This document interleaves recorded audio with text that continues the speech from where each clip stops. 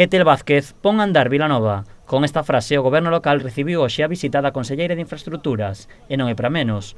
A súa consellería ven de rematar dúas sendas peonís na PO 307 e na PO 549. Fixemos un novo itinerario na PO 307, na zona de Deiro e a Ponte da Illa, na PO 549 entre Tarrío e Cores, tamén que se ven a sumar a que fixemos no ano 2017 na PO 306 entre Vilanova e a Illa de Arousa para conectar, e polo tanto son 5 kilómetros de novos itinerarios peonís que xa están a disposición dos veciños. E as melloras non rematan aquí. A conselleira aproveitou a visita para anunciar a creación de dúas novas sendas en Vilanova, o que levará o seu investimento total aos 5 millóns de euros.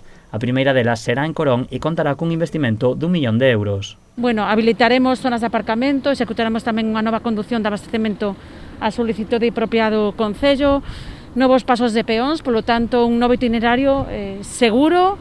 E a outra senda unirá Caleiro co centro da vila e o seu investimento superará os 800.000 euros. Unha nova senda, un novo proxecto no que estamos elaborando ese proxecto constructivo, no que será preciso expropiacións. Agardamos, pois que cara a finais deste ano iniciemos o proceso expropiatorio. Con todas estas sendas, Vilanova contará con máis de 10 km de uso exclusivo para peóns e ciclistas.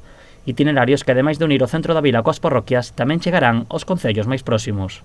Con un objetivo que non é só urbano, que es que la parte de Vilanova, de unir lo que dijimos siempre, de Carril al Grove, con unas vías sostenibles, unas vías alternativas donde se puede ir en bicicleta asistida eléctrica, a pie, exista esa gran senda que se hablaba de más de 30 kilómetros de distancia, pues la parte de Vilanova, yo creo que en año y medio, por la última conversación que tuvimos con la consellera, nosotros habremos cumplido.